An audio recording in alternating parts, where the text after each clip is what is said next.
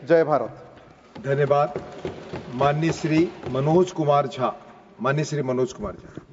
शुक्रिया माननीय सभापति महोदय।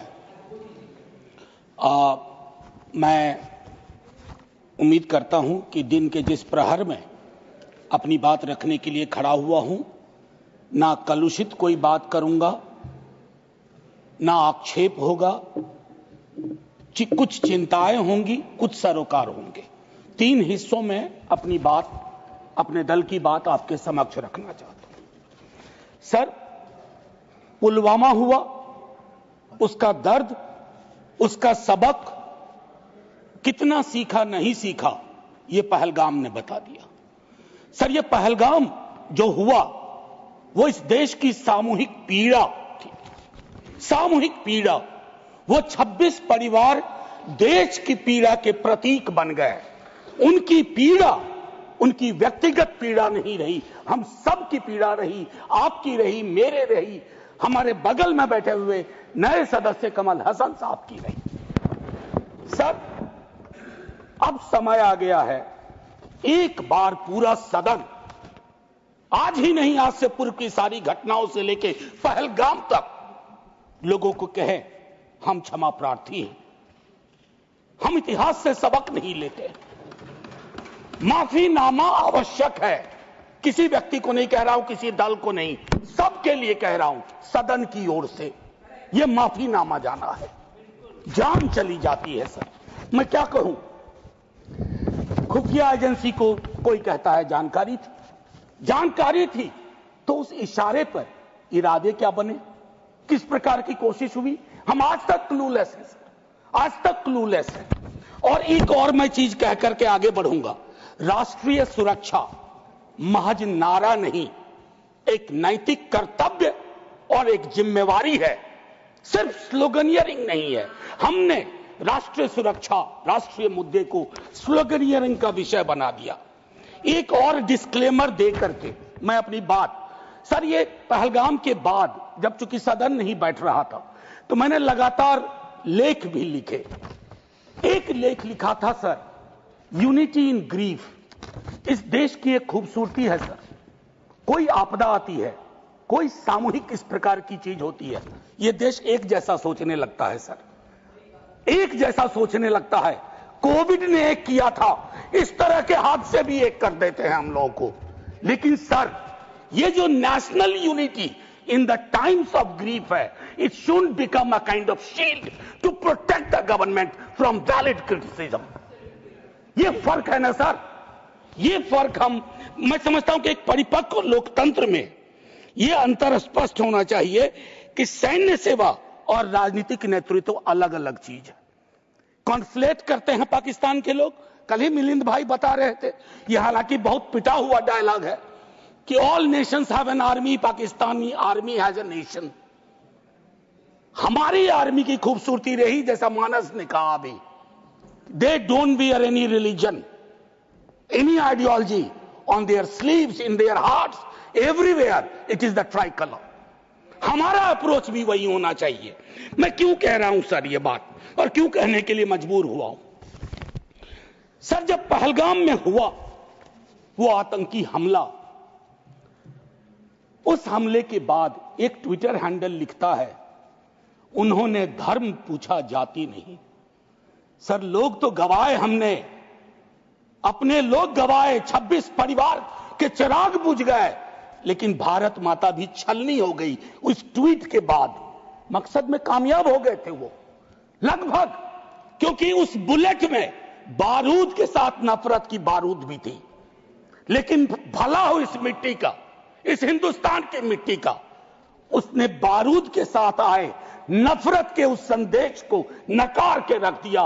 कहीं वो नहीं हुआ जिसकी उनको उम्मीद थी, बल्कि बाद में इस बात पे आता, बल्कि भारतवर्ष ने एक संदेश दिया।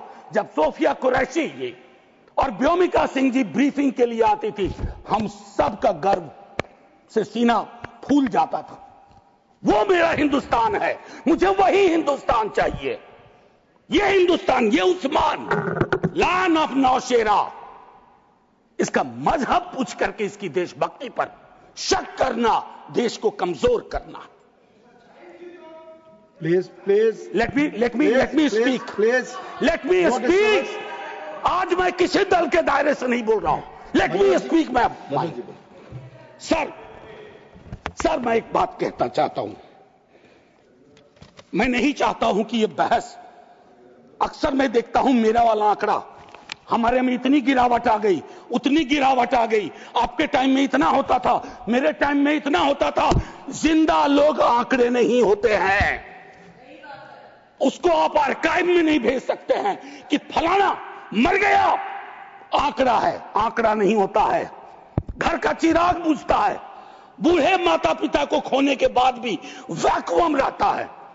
हम कभी मुआवजे, श्रद्धांजलि, पुष्प के आगे कभी ये नहीं सोचते हैं कि ये वैक्यूम, ये कैसे ये वॉइड फिल इन होगा। मैं एक चीज कहना चाहता था महोदय, सच तो यह है कि जवाबदेही तय नहीं होती है। मैं अक्सर देखता हूं, मैंने अपने नेता से भी पूछा, कुछ पार्थिव शरीर बिहार आ रहे थे, हमने पूछा, मैं नहीं था, सर क्या होता है, पार्थिव शरीर पे जाते हैं, फूल बरसाते हैं, रीद लगता है एक सर, कई कैमरे होते हैं, लेकिन इंसानी जिंदगी के वैक्यूम को हिंदुस्तान क्या विश्व में कोई कैमरा उस वैक्यूम को नहीं भर पाता है। वैसे कैमरे का इजाद नहीं हुआ है सर। हम इस नजरिए से क्यों नहीं सोच सकते।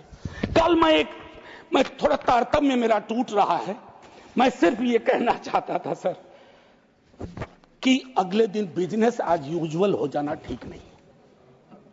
आज हुआ, कल बिसरा दिए, बिजनेस एज यूजुअल। राजनीति के लिए हमेशा वक्त है। अरे हम आप आतंक पे, सेना के शौर्य पे राजनीति करके क्या करेंगे। हमारे पास राजनीति के लिए लोकोन्मुख मुद्दे हैं, उस पर बात होगी। कभी आप चुने जाओगे, कभी आप नहीं चुने जाओगे, कभी ये चुने जाएंगे, कभी नहीं चुने जाएंगे। लेकिन सेना का मान और शौर्य एक ऐसी चीज है। सर कल माननीय प्रधानमंत्री जी ने लोकसभा में, मैं सुन रहा था, उन्होंने एक बात कही, मैं भारत का पक्ष रखने आया हूं। ये संसद तो भारत की है, पक्ष और विपक्ष दोनों भारत के हैं। भारत का पक्ष तो इंटरनेशनल फोरम पर रखा, गुडविल मिशन में तमाम सदस्य गए, भारत का पक्ष रखा। आपको सरकार का पक्ष रखना चाहिए था।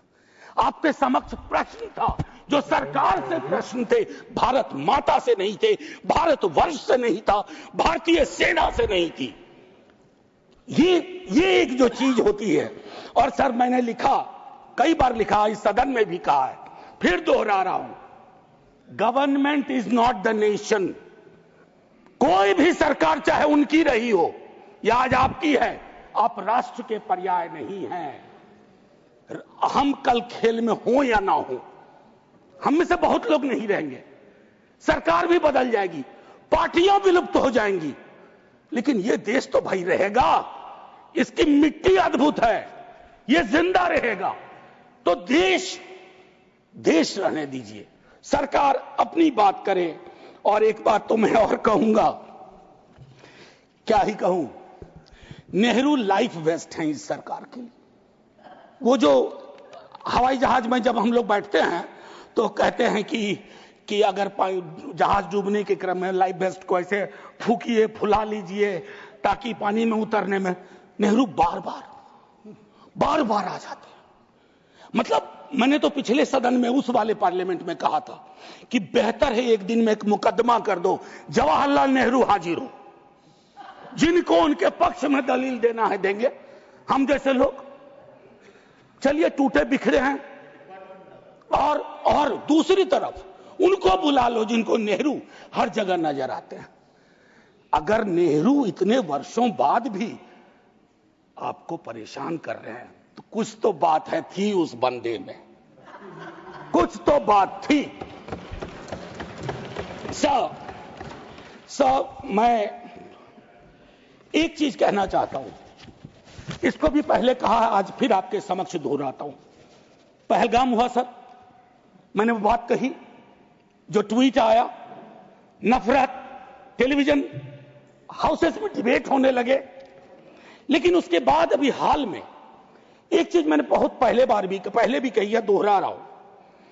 सर, कश्मीर को लैंड मास सिर्फ नहीं समझना चाहिए, सिर्फ जमीन का टुकड़ा नहीं है कश्मीर। कश्मीर में लोग बसते हैं, कश्मीर के लोगों ने भी कुर्बानियां दी हैं। पहलगाम के बाद जिस तरह का रिएक्शन कश्मीर में आया वो अनप्रेसिडेंटेड था, अनप्रेसिडेंटेड। लोग रो रहे थे, कंधा दे रहे थे, बचा रहे थे, अपनी दुकानों के शटर डाउन कर दिए।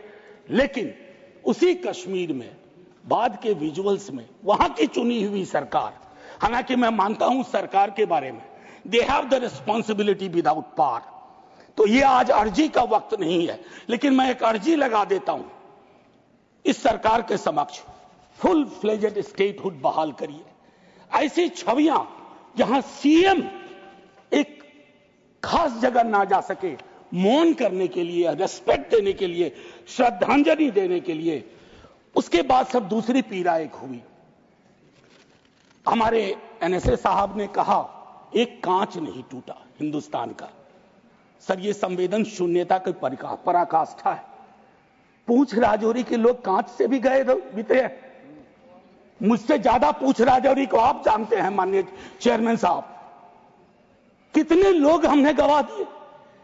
उसके बाद मुझे लिखना पड़ा, प्रिय कांच तुम कितने धन्य हो, तुम्हारा जिक्र हो रहा है, जिनको खो दिया उनका कोई जिक्र नहीं हो रहा। सर, ये आपके माध्यम से मैं रख रहा हूं, मुझे जवाब नहीं चाहिए। फॉरेन पॉलिसी को लेकर के विदेश मंत्री जी नहीं है, मैं एज ए कैरियर ब्यूरोक्रेट उनका बड़ा फैन था।